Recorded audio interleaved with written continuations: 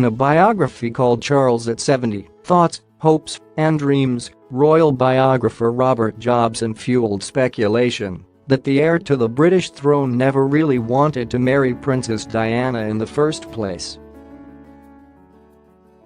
It has also been argued that Philip and Charles see things differently, with the Duke being a pragmatist and his son a romantic, and it is said Charles was desperate to get out of the wedding. According to Mr Jobson's book, Prince Charles told friends, "I desperately wanted to get out of the wedding in 1981, when during the engagement I discovered just how awful the prospects were, having had no chance whatsoever to get to know Diana beforehand." Prince Philip was also concerned about the engagement, according to Mr Jobson, and the Duke of Edinburgh reportedly told Charles that he should either propose to Diana or release her. While Mr Jobson writes that Charles did not blame his father or mother at all for his unhappy marriage to Diana, another biographer agrees that the heir did publicly blame the Duke of Edinburgh.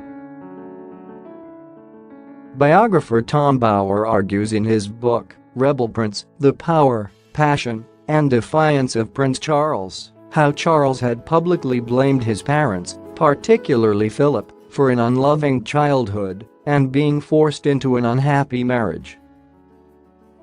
Prince Charles's relationship with his father Prince is said to have been rocky at times, and in the past, the heir to the British throne is said to have described his father as harsh and hectoring.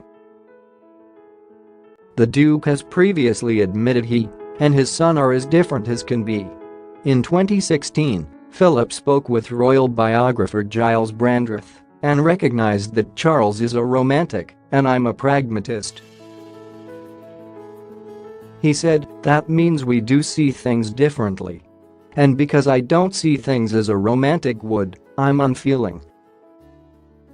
Mr Brandreth's book, Charles and Camilla, Portrait of a Love Affair, reveals that Charles saw himself as a victim of Prince Philip's harsh parenting techniques.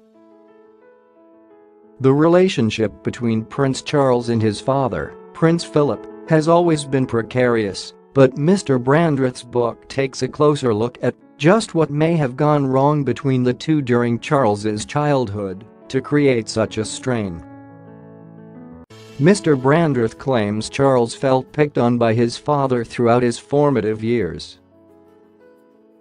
The author wrote, Prince Charles, on the other hand, recalls being pretty heavily dropped on by the Duke of Edinburgh on numerous occasions.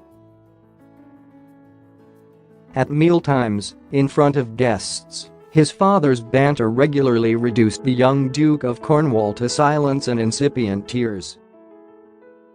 On one occasion at the Braemar Highland Games in front of thousands, father publicly rebuked son for fidgeting.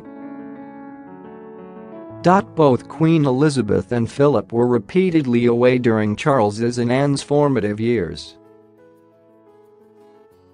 It was a crucial time for the crown when Elizabeth ascended to the throne, and Philip provided the utmost support to his wife. Charles was about 4 years old at the time, and many reports have stated that Charles grew up spending most of the time with his nannies and the Queen Mother. However, Mr Jobson dismisses claims that Charles blamed his parents for his marriage to Diana.